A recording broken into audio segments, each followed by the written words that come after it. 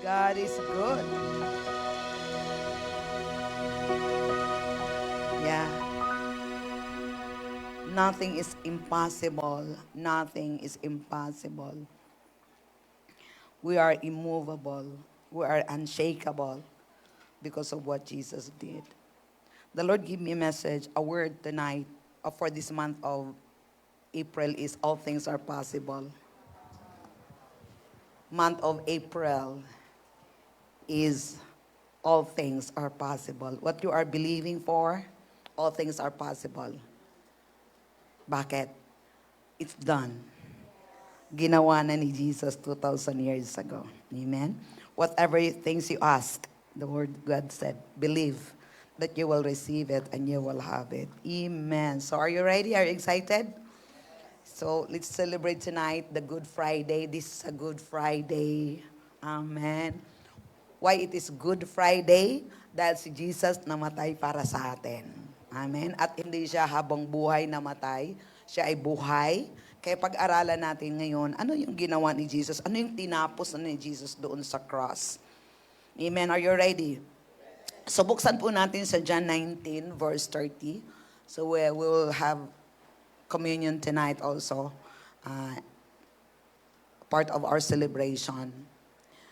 Sinabi niya, when Jesus had tasted it, he said, it is finished. Then he bowed down. Punta tayo sa ano yun. Akit tayo sa 20, atras tayo sa 27. So sa cross na to siya. Okay. Ano na yon? Diyan tayo, no? John 19. Balik mo na. Para balik tanaw natin. Kaya pag sinabi ni Jesus tapos na, wala na tayong gagawin pa. Kasi tinapos na niya. Okay? So dapat maintindihan natin kung ano yung tinapos ni Jesus para sa atin. Kasi pag hindi, yun yung mag-cause ng complication ng buhay natin. Complicated yung life natin kasi hindi natin naintindihan. Okay, 28 na lang. 28, it is finished. After this, Jesus knowing that all things were now accomplished. After this, Jesus knowing. So there's a knowing. He knows already that his mission. Saan ka ba? In LT. New King James tayo. Okay. After this, Jesus knowing that all things were now accomplished. Nasa cross siya. After this, lahat-lahat. Knowing Jesus, Jesus knowing that all things were now accomplished. And that the scripture might be fulfilled. Tingnan natin past tense. Accomplished. The scripture might now be fulfilled. Said, I thirst. Tapos, kasi tapos na. Now, a vessel full of sour wine was sitting there, and they filled the sponge with sour wine, put it on hyssop, and put it in his mouth. Can you imagine na ano yung naramdaman ni Jesus? Na daming sugat, no? Tapos init, buhangin, tapos hydrated na, tas nauuhaw siya, tas ang binigay, suka. Gaano kaya kasakit yun? Nanayik na kagad ako. Gaano kaya kahapdi yun? Subukan masugat ka konti. Lagyan mo ng suka. Di ba? So yung agony, yung pain, pinaka-last pain, no? Dahil sa pagmamahal niya sa atin. Balik muna tayo, picture natin yan. Sugat-sugat siya, kaya wag na lang kasi hindi naman ito maabutan ng suka. Yung banda dito, yung sugat, yung hampas, yung mga latay sa kanyang katawan. Tapos pinanim ka ng spongha. Okay lang baso kasi, hindi sponge yun. May tulo-tulo yun. Tapos dumadaan yun sa katawan niya. Oh. Sakit, di ba? Sakit. Wala akong kasama dito. Naramdaman niyo? Okay, next.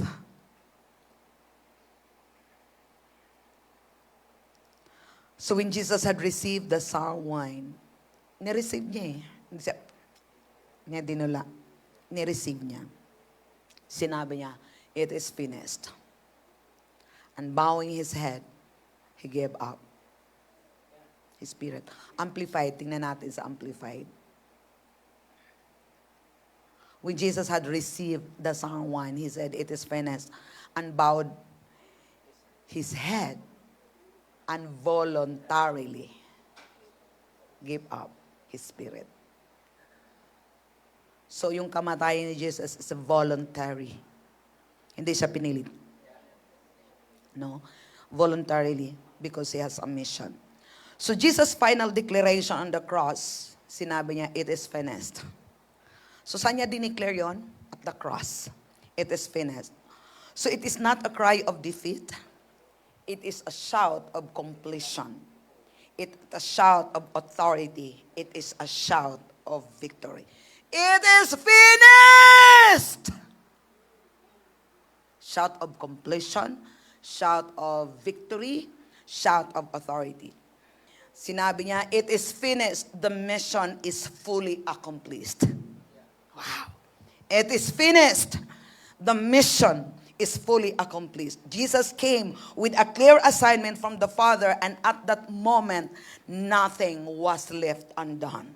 It is finished. Nothing is left undone. Complete. Period. Kasi kung may naiwan pa, yun yung tatrabahuin natin. But at the cross, he declared, it is finished. Nothing left undone. But why some people today, it seems that there's undone. That's why they are trying to do everything. Amen? Para maligtas. O ano ba yung gusto nilang gagawin. What's nothing left undone? Every prophecy fulfilled.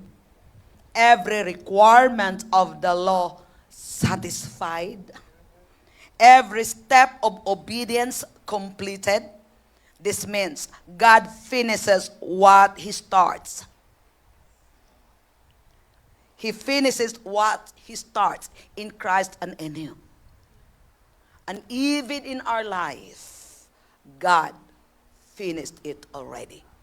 That's why the scripture says, he who began a good work in us, he is faithful to complete us because it is already finished. It declared it already 2,000 years ago. Kaya tapos na.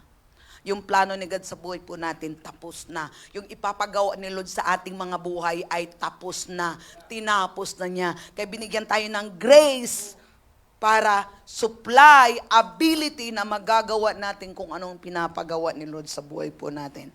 Dahil tinapos na niya. Ano bang assignment ipapagawa ni God sa buhay po natin? Tapos na. In Him and in you, it is already done. So bakit kailangan natin gagawin? That's our mission. That's the reason why Jesus died. Para magawa natin yung part natin dito sa mundo hanggang sa kanyang pagbalik. Amen? Hallelujah. What else? Nung sinabi niyang it is finished, sinabi niya, paid in full. Lahat ng utang mo, lahat ng kasalanan mo, lahat ang ibabayad mo, binayaran ko na lahat. Your debt is completely canceled. Paid full, canceled. Kaya wala ka ng utang. The scriptures, for the wages of sin is death, but the gift of God is eternal life. Kung maintindihan natin to, no moments of sadness na. Kasi it's already done. It is finished. Lahat ng utang, ng kasalanan, bayad na. Canceled na. Kaya, masaya ka na lagi. Wala ka nang kinatatakutan. Kasi lahat ng utang mo, bayad na. Amen. Hallelujah. The word Jesus used is tetelestia, was written on a receipt of those days. Sinabi niya, literally means, your debt is fully paid, nothing owed. Zero. Yung utang mo noon, ngayon, magpakailanman, bayad na. Yung kasalanan mo noon, ngayon, magpakailanman, bayad na. Sa harapan ng Panginoon, wala ka ng kasalanan, wala ka ng utang, dahil tinapos na niya once and for all. Hallelujah! Sin is not partially forgiven. It is fully paid. Kaya tingnan mo sarili mo, hindi ka na makasalanan dahil binayaran na ni Kristong lahat mong kasalanan. Sino nagsabi sa'yo na makasalanan ka? Yung isip mo. That's why we need to understand the gospel. Hallelujah! You are not working for freedom. You are living from freedom. Because Jesus sets us free. Whom the Son sets free are free indeed. It doesn't mean that we are free. We are still free to sin. No, your freedom should say, no, I will never longer live in sin because I am already free. I am free to live good life. I am free to live the righteousness of God. Because God freed us already. Living from free. Amen. Ang sarap kaya, pag alam mo, pagising mo sa umaga, clear yung conscience mo. Not because of what you did, but because of what Jesus did. Oo, nagkakasala tayo kasi meron tayong flesh. Sino dito walang flesh, uwi na sa langit. That's why we should need to understand the righteousness of God. We need to understand the grace of God. Kasi habang tumatagal ka, hindi ka na magpapatuloy sa kasalanan because the Spirit of God is in you already. Sinabi ng Diyos na ang nasa Kanya na ay hindi na magpapatuloy sa kasalanan. So we continue to renew our mind. Amen. Dapat hindi na tayo magiging sin conscious. Dapat magiging Christ conscious tayo. Dapat magiging righteous conscious tayo. Because that's who we are now. There was a divine exchange na nangyari. Nung tinanggap mo si Jesus sa cross sa buhay mo, inalis ang yung kasalanan, nagkaroon na ng activation, effectivity yung kanyang ginagawa. When you receive Jesus Christ as your Lord and Savior. Fully paid. Debt-free. God said it is finished is a declaration of victory, not a surrender. From human view, the cross looked like loss, but spiritually, it was a total victory. Diba? It's a total victory. It's a freedom. It's a gift from the Lord. Na dapat tayo yung ipako. Dahil sa kanyang pagmamahal niya sa atin, inako niya lahat yung kasalanan. Na instead tayo yung ipako, siya yung pumili, kinuha niya. Hindi ako na lang. Ang tanong, kaya ba din natin? Yung iba, nagkayanan-kayanan. Amen? Anong ibig doon sa cross? Satan's power was broken. Satan's power was broken. Hallelujah! Sin lost its dominion. Death was defeated before the resurrection even happened. At the cross, sin, hallelujah, death was defeated. And the cross was not the end. It was the turning point of eternity. Woo. Turning point of eternity. Amen. Turning point of eternity before we have no relationship with God, before we cannot know God. But when Jesus died at the cross, it was a turning point for eternity that we can know God. Now we can have fellowship with God. Now we can have relationship with God. Now we can do the things of God. Now we will enjoy what's His.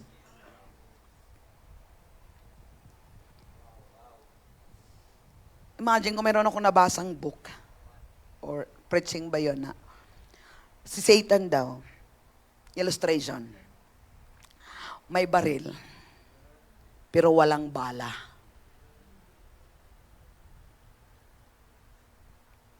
May baril, pero walang bala. Kasi nga, wala ng power. Ikaw, Kristiyano, may baril, pero may bala. Pero bakit talunan ka? Kasi naniniwala ka doon sa deception ng ginano niya yung baril, takot ka na kagad yung pala walang bala. Ikaw yung mayroong bala.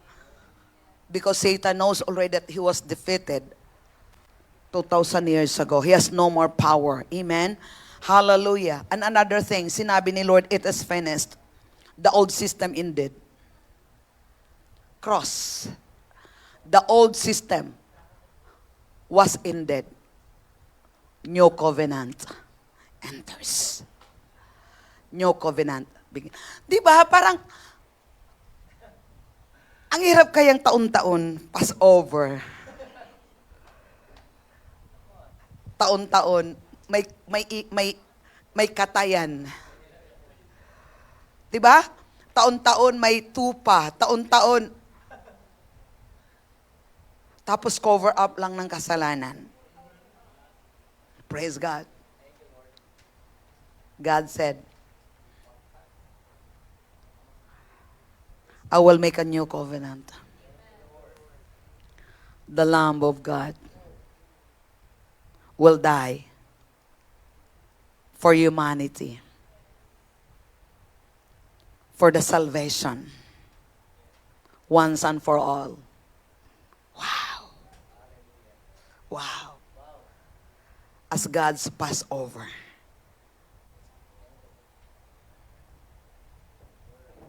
Kasi si Lord, the Lamb of God, ang kanyang dugo, yung binuhos para sa atin. Amen. Na hindi tayo taon-taon laging mag-repent para sa kasalanan natin.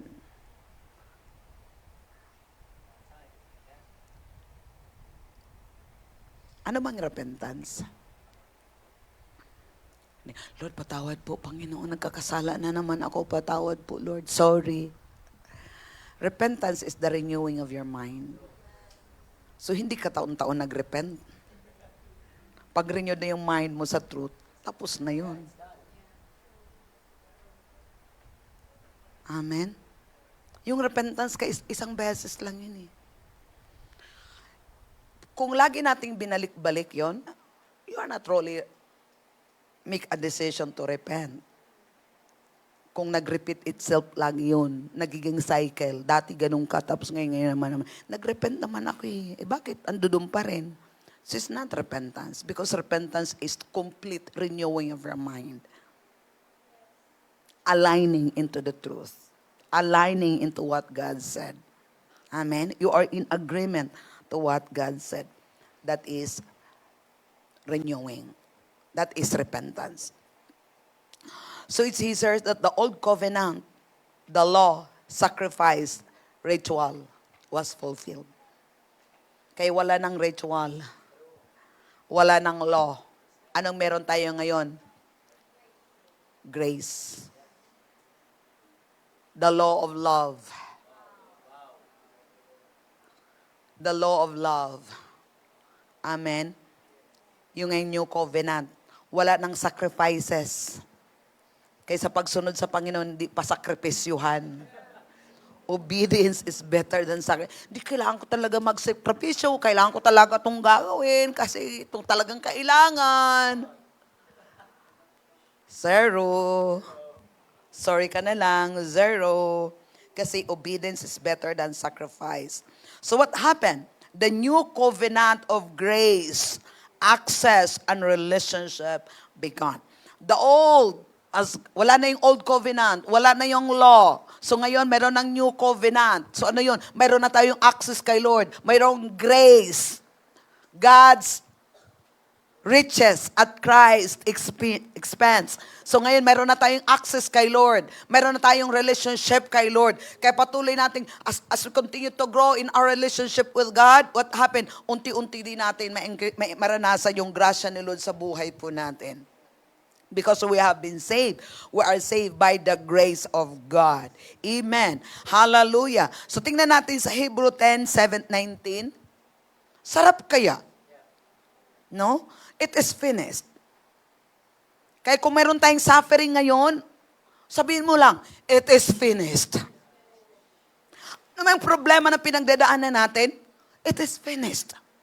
Tinapos na ni Lord. Kaya paniwalaan talaga natin yung ginawa ni Lord sa buhay po natin. Yung ginawa niya, yung word niya, yung kailangan natin. Kasi yun ngayon yung sword natin na ma-overcome natin ano man yung mga challenge sa buhay po natin. Hebrew 9 verse 17, sinabi niya 19. Verse 19 sa Amplified. Therefore, believers, since we have confidence and full freedom to enter the holy place, the place where God dwells by means of the blood of Jesus. Ha, ha, ha. Now we have access. Now we have access by the blood of Jesus. We can always enter boldly into the presence of God because of the blood. Wala nang wall. Amen. We no longer approach God through rituals. We approach God through our relationship. Kaya yung prayer natin ni trying to. Yung prayer natin is pakipag-fellowship kay Lord. Amen. Kasi siya yung tatay natin ngayon. Kasi through Jesus Christ, nagkaroon tayo ng reconciliation to the Father. And praise God for the Holy Spirit.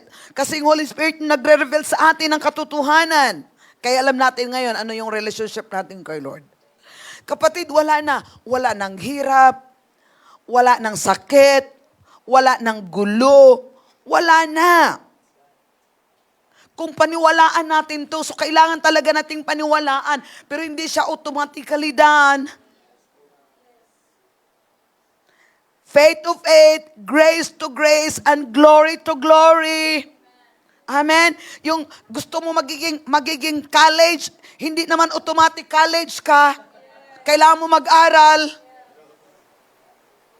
So habang nagpapatuloy tayo, habang nag-aaral tayo, unti-unti nag-increase yung knowledge natin, unti-unti natin nakikita yung identity natin, unti-unti natin naunawaan anong meron tayo. Tapos unti-unti ngayon imamanifest sa buhay po natin. Amen. And then what God said, it is finished. The veil is spiritually torn. The access is open. Kaya hindi ka na, ang layo ni Lord. No. Pag open na yung access, pasalamat, pasok ka na, at binigyan tayo ni Lord ng access. Thank you, Jesus. The access is thank you, Jesus. Punta muna tayo sa Psalms 100, verse 4 ba yun? Sa Message translation ba yun? Psalms 100 verse 4. Password. Message. Hallelujah. Look. Anong password? Kasi bukas ang access. Open na. Thank you. Thank you, Jesus. Ano na, automatic ka na sa presence ni Lord. Di ba? Ngayon, pag nasa presence ka na ni Lord, meron ba bang problema? In His presence, there's fullness of joy. Everything we need is in His presence. Kailangan natin ng renewing. Kailangan natin ng truth. Kailangan unawaan natin ano yung tinapos na ni Jesus sa buhay po natin. Amen. Sinabi niya, the temple veil was torn, you can now enter in and out in the presence of God. Hallelujah. Matthew 27:51, Amplified.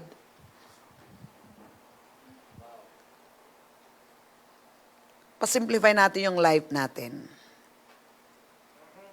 Imagine, use your imagination.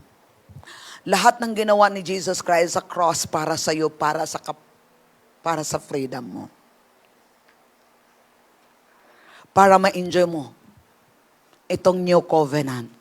Para ma-enjoy mo yung lahat ng pangako ni Lord, lahat ng gusto mo sa buhay mo at higit pa. And at once, the veil of the Holy of Holies of the temple was torn into two from top to the bottom. The earth shook and the rocks were split apart. So ito po, spiritually, open. Hindi ka na... Tapos yung mag-pray tayo na hindi yung parang, kunyari, si Lord andito sa loob, tapos andoon ka sa labas. Lord! Oh, bawa ka, Lord! Sabi ni Lord, anak, bukas kayo yung pinto. Yung pahirapan sa sarili mo, bukas ang pinto. Pero yung mind natin, pag hindi natin nga talaga naintindihan, pag magpipray tayo, parang sarado, andoon ka sa labas, si Lord ito, parang hirap. Yung bombarding the gates of heaven. Sinabi ni Lord, anak, bukas ang gate, pasok ka. Amen. Ibig sabihin, nung nahati yon, no more separation between God and man. No more distance. You now have direct access to God's presence. Pero bakit naramdaman natin yung iba? Naramdaman yun because of sin. Ipagdating sa sin, tinapos na nga niya. Pagdating nga sa sin, tapos na. Nakuha natin? Kaya yun ang naramdaman, parang ang layo mo, Lord. Oh, ang layo mo, Lord. Parang you're from a distance. Sabi nga, hindi na nga eh. No more separation with God and man. No more distance. You have access now into the presence of God. Pero bakit parang ang layo niya? Because of sin. Eh pagdating doon sa sin, anong sinabi niya? Tapos na. So anong kailangan na talaga nating aayusin? Yung utak natin. Mind. Kasi pagdating sa sin, it's done. Pagdating sa utang, bayad. Pagdating sa sakit, sige, kayo magsagot. Pagdating sa gulo,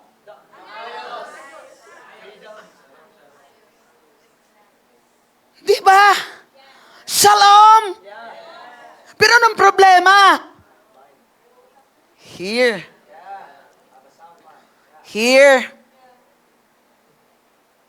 Kaya pag hindi ayos ang pag-iisip natin, ayun yun.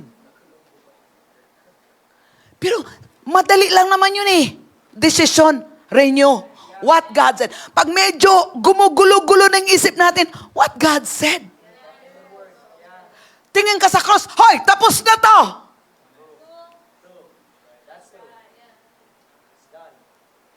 Nakuha natin? So, kailangan natin ng renewing ng mind. Kailangan talaga na mag-increase yung relationship natin. Kaya we have access to the Father. Mayroon na tayong access to have relationship with God. So, ang trabahuin pala talaga natin na maayos yung ating relasyon kay Lord. Kasi pag maayos yung relasyon kay Lord, lahat ng area ng buhay natin maaayos. Isa kaya ngayon sa prayer ko ngayon. That's the cry of my heart. Itong season na to, Lord, I want to know you more and the power of your resurrection.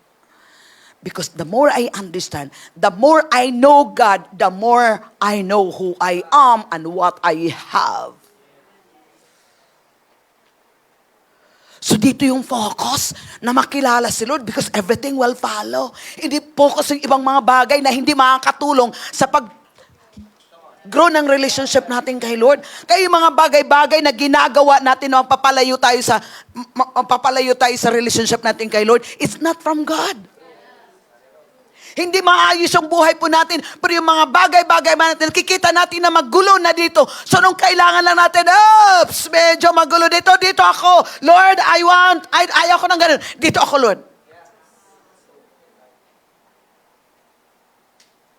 Kung kailangan mo magkulong sa bahay nyo, just to know God more, do it. Kung kailangan mong magbabad sa prayer, do it.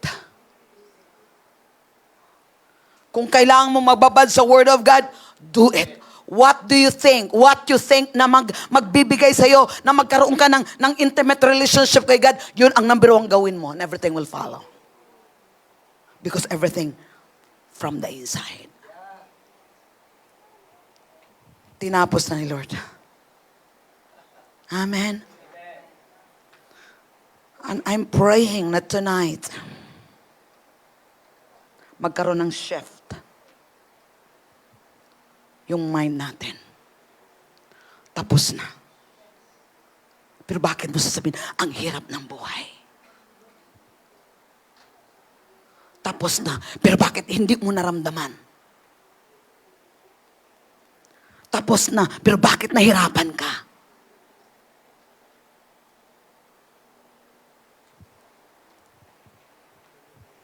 Nakuha natin? Because we are not really honoring what God has finished already. Mas pinapriority natin yung ating mga gustong gawin kaysa doon sa gustong gawin ni Lord sa buhay po natin. Next, it is finished. He said, your new identity begin here. We are now in Christ. Amen. It is finished also. Speak over your life. Your past no longer defines you. Your past no longer defines you. Ano man yung ginagawa mo nung nakaraan, ano man yung buhay mo nakaraan, it defines you anymore. You are a new creation in Christ. Hallelujah. Your sin no longer hold you. Your identity is now rooted in Christ. You don't fight for victory. You fight from victory. Kahit na ano yung past mo, it no longer defines you. Kahit na anong kasalanan mo, it no longer holds you because you have new identity now. You are in Christ. All thing has gone. Behold, new thing has come. Kung hindi mo na-enjoy yung old, enjoy mo yung new. Don't live in the old. Live in the new. There's more good in the new. Hallelujah! Much better than the old. 2 Corinthians 5:17. Tingnan natin sa Amplified. Hello, kapatid. Kaya wala ng drama. Sabi mo sa kanila, tapikin mo ang katabi mo. Ang drama. Therefore, if anyone is in Christ, that is grafted in, joined to Him, by faith in Him as Savior. He is a new creature, reborn and renewed by the Holy Spirit. You are reborn, you are renewed. Yung dati mong pamilya ganyan, ngayon hindi na. You are reborn, you are renewed. The old things, the previous. Ano yun, Ate Ana? The old things, the previous. Moral and spiritual condition have passed away. Expired na! Behold, behold, new things have come because spiritual awakening brings new life. You have new life. Anong life ang gusto mo? Diba? Ino-offer ni Lord yun, tapos na 2,000, ito na yun ngayon. Mayroong new life. Kung hindi ka satisfied sa dati mong life, hey, come on! Take it! Claim it! I want this kind of life! Gigil na gigil ako yun. Hey! Diba? It's your choice. God offers a new life, a better life, a best life. Why are you still enjoying? I don't know if you're enjoying. Clinging on your old life na hindi ka naman happy.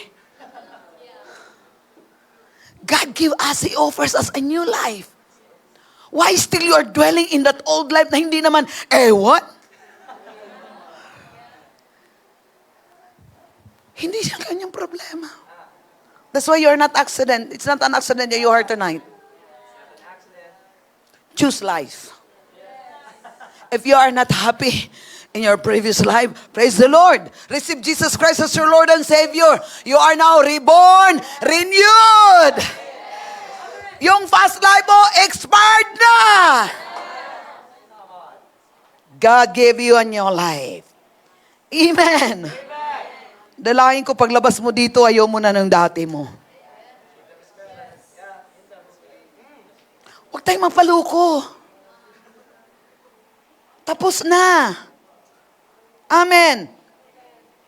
And then He said, when Jesus said it is finished, it echoes into your present. What God started in you, He will complete it. What God started in you, ay hindi lang, will be completed. What God started in your life, again, will be completed. But the question is, are you willing to stay? Are you willing to dwell, to yield? Kasi God said, will be completed. Bira ang tanong, how about you? Mag-endure ka ba sa process? Are you still willing to continue the process? Your breakthrough is not random. It's already secured in Christ. Some battles you're fighting are already finished in the Spirit. Hallelujah! Kung may battle ka man, may darating pang battle. Hello, this is a good news. It is already finished in the Spirit. You're fighting from the victory. We are victorious. When Jesus died, we died. When Jesus buried, we're buried. When Jesus rose from the dead, hallelujah! Kasi sinabi niya sa 1 Corinthians 15, 50, 57 to 58. Ha, ha, ha. Wow. Wow. Thanks be to God who gives us the victory as conquerors. Pag meron kang battle ngayon, sinabi ni Lord, victory. He gives you the victory. Hallelujah. Hindi lang victory, as conquerors through our Lord Jesus Christ. Walang drama. Pag mayroong challenge, He gives you the victory. Why you're defeated? Why you look defeated? We're not trying to be victorious. He gives you the victory. When God gives you the victory, what you will do, receive and say, thank you, Lord, for my victory. Ha, ha, ha. I am victorious. Ha, ha, ha. Anong battle daw? Hallelujah. I am victorious in Christ. Hallelujah. I am victorious. The battle is already over. Next. Therefore, Dahil binigyan ng victory. As conquerors. Therefore, my beloved brothers and sisters, be steadfast, immovable, always excelling in the work of the Lord, always doing your best and doing more than is needed. Tingnan mo talaga, kapatid. Hallelujah. Mayroong instruction dahil victorious ka. Anong gagawin mo ngayon? Hallelujah. Be steadfast, immovable, always excelling in the work of the Lord. Hindi yung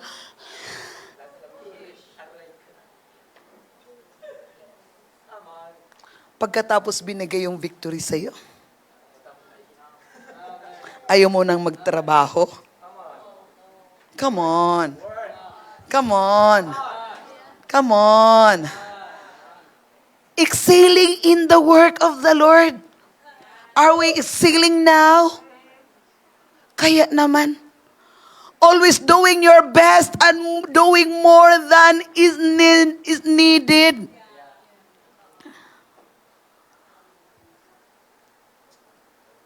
Mukhang dito na tayo. Sige, magbabantay dito.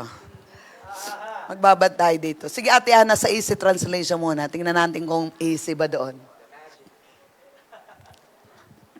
Nakuha natin. Yung ginawa ni Kristo sa buhay mo, pagkatapos yung bayaran yung kasalanan mo, pagkatapos yung bigyan ng victory, pagkatapos lahat yung relasyon, lahat, wala na, binigyan ka ng kalayaan, binigay ka niyang tagumpay, tapos wala kang gagawin?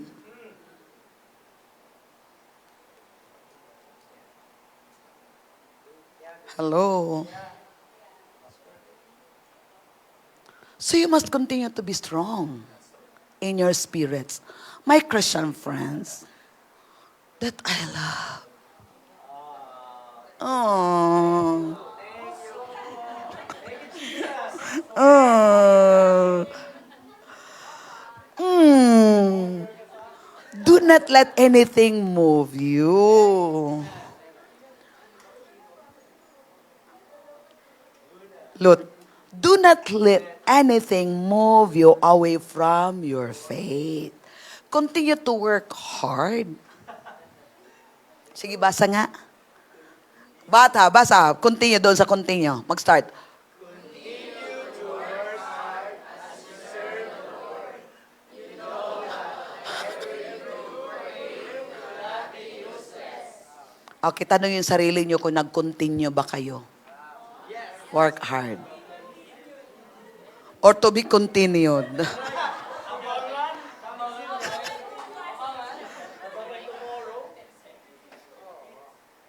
Nakuha natin. Yung ginawa ni Jesus, kasi may gagawin tayo.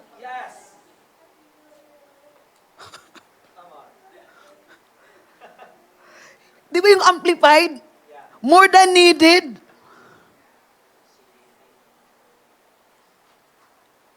Hello. Huwag lang tayo doon sa, ay, ligtas na ako. Yeah, tinanggap ko na si Jesus Christ sa buhay. Kapatid, ginagawa mo ba yung sunod? Ginagawa mo ba yung purpose? Diba? So that, sa 58, 57, tingnan natin. But now, we thank God because of our Lord Jesus Christ. We win against death and its power. We're not trying to win.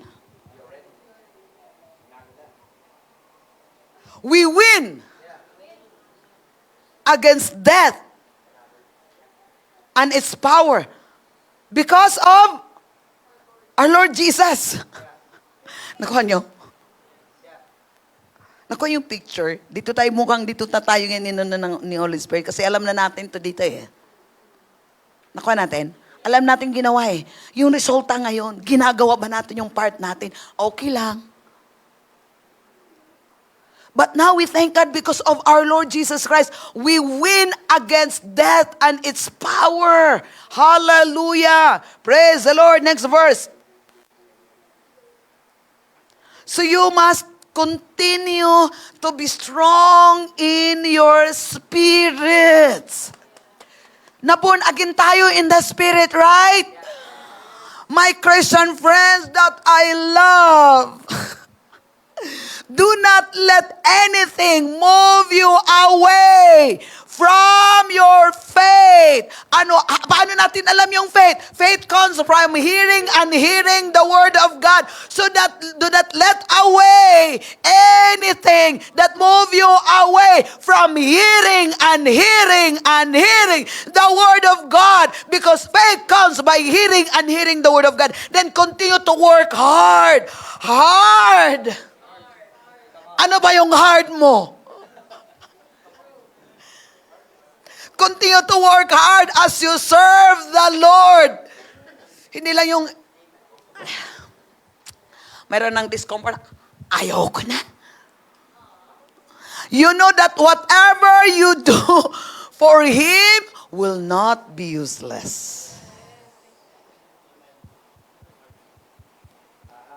So ito yung ating gagawin ngayong gabi.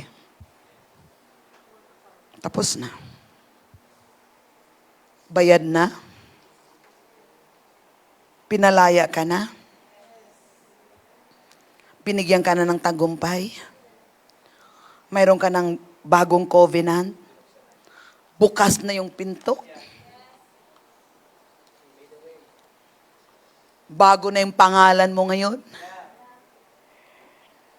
Ngayon, anong desisyon mo yung gabi?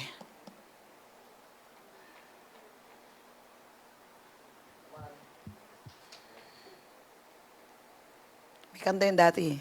Ano yung kanta natin?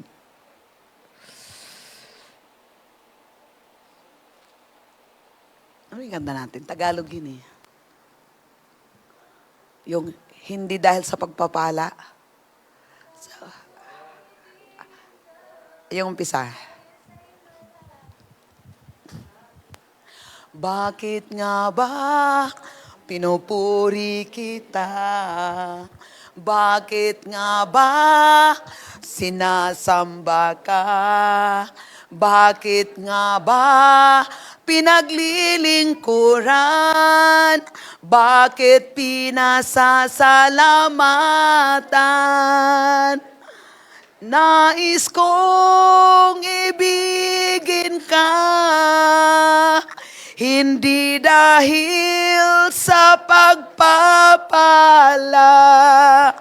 Nais kong ibigin ka, hindi dahil sa himala. Nais kong ibigin ka, dahil sa ikaw ay ikaw. Mahal kita, O Diyos, walang iba. Yun. We serve God because we love Him. Amen. Hindi lang dahil sa ginawa niya, hindi lang sa pagpapala, but because we love Him. Knowing that He first loved us. Amen. Okay, conclusion, because of Jesus, it is finished. Your past is forgiven. Your debt is paid. You have now access to God, or the access of God is already open. And now, you can walk in victory. Not only now, but now and forevermore. So ano ba yung challenge, battles na pinagdadaanan po natin? We're not trying to fight for victory. We're fighting from victory. This is our place. Lahat ng ginawa ni Kristo sa buhay po natin, dito tayo. He gave us the victory, more than a conqueror. So ano may yung challenge mo ngayon?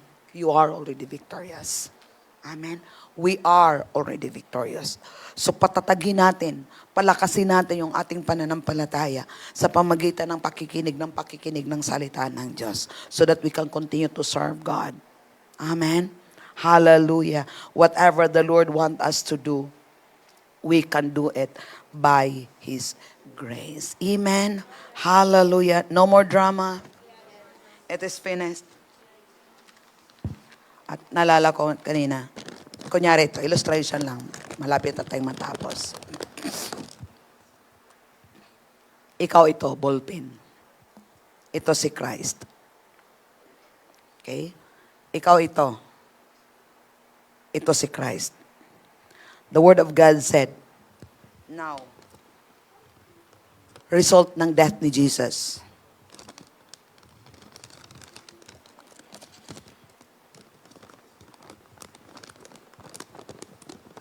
You are now in Christ.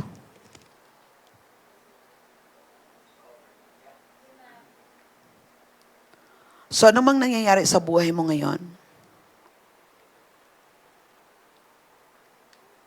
It happens. It's not about what is happening to you. It happens for you. Because you are in Christ.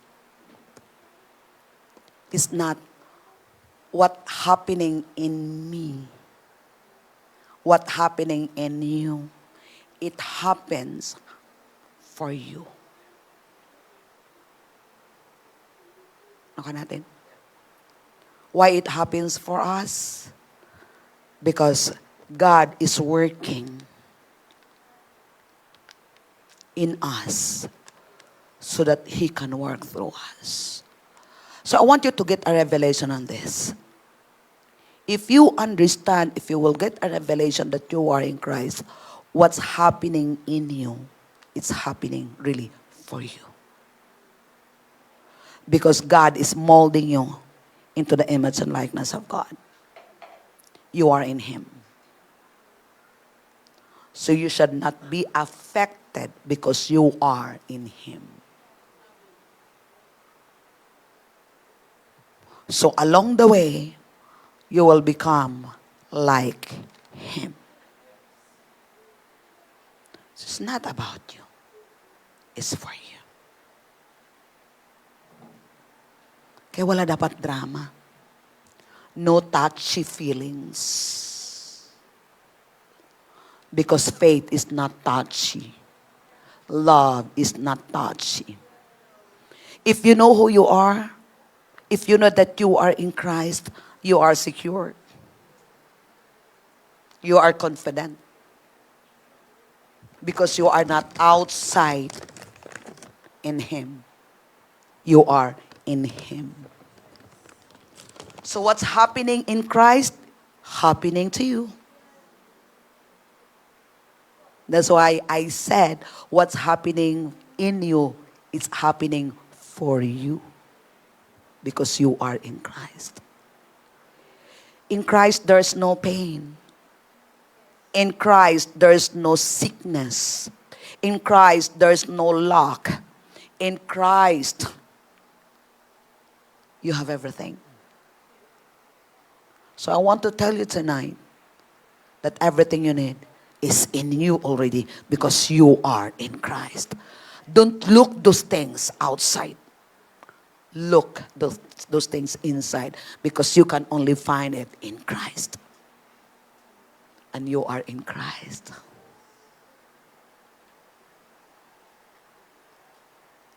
So, nung kailangan lang natin, renew, align your thought into the truth of who you are. That's why the more you know God, the more you know who you are. And the more you can function well. Because you know who you are. This is our identity. Secure? You are.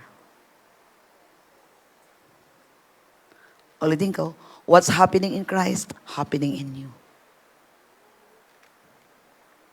Because you are in Him. And this is the result. Kaya turning point natin yung death, yung cross. This is our identity. So I want you to go home tonight, seeing your identity. You are in Christ. Don't see yourself outside. You cannot fix it. Renew your mind. Put it in your mouth. Lord, thank you that I am in you. So what's happening in my life now, it really happened for me because I am in you. In Christ, you will not be hard. You are complete in Him. Amen. Sige tayo tayong lahat. Let's pray. Hallelujah. No condemnation, right? This is the love of God. This is the reason why Jesus died, so that we can be in Christ. Hallelujah. You are complete. We are complete. Kaya magagawa natin ang pinapagawa ni Lord because we are in Christ. We can do all things through Christ who strengthens us. Father, we thank you, Lord, for your word. We thank you. And this is the word. Don't try to fix things because Jesus fixed it already. Just go back to Him. Align yourself with Him. You don't try to fix things. Just come to Jesus. With confidence, with boldness, because He died for you. It is finished. You are forgiven. You are accepted. You are loved.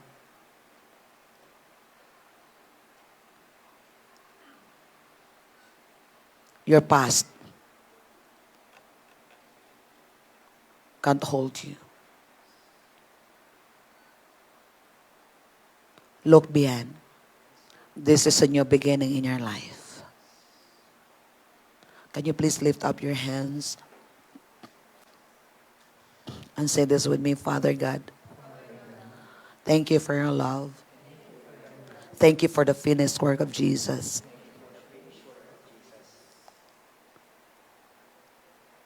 Whew. I receive forgiveness, Lord. Thank you for my forgiveness. I declare and decree, I am forgiven.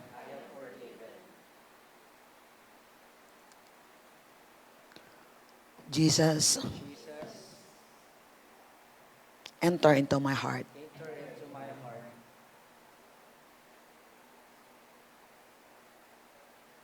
I receive you as my Lord and Savior. Thank you for the blood that cleanses my sins. And tonight, I surrender myself to you. Help me, Lord, to know you more. And I want to serve you. I want to serve my purpose in my life. Help me to fulfill your plan and purpose in my life. I love you, Jesus. You are my Lord and my Savior. In Jesus' name. Amen. Father, thank you sa love. Thank you for this prayer. Thank you, God, for this new relationship with you. Thank you, Lord God, for light, understanding. Thank you, Lord, that there's no condemnation. Thank you, Lord, na hindi mo tinitingnan yung mga ginagawa namin. Thank you, Lord. Thank you, Lord. Kundi tinitingnan mo, Lord, yung puso namin ngayong gabi Yes. na nakaunawa, naintindihan namin ang salita mo. Kaya malaya kaming nakalapit muli sa iyo. Thank you, Lord. Salamat, Lord, sa mga kapatid kong ito. Salamat, Lord, na naunawaan namin who we are today. We are now in Christ. What's happening in Christ, happening to us. And everything we need is in Him. Hallelujah. Thank you, Lord. Oh, we worship you.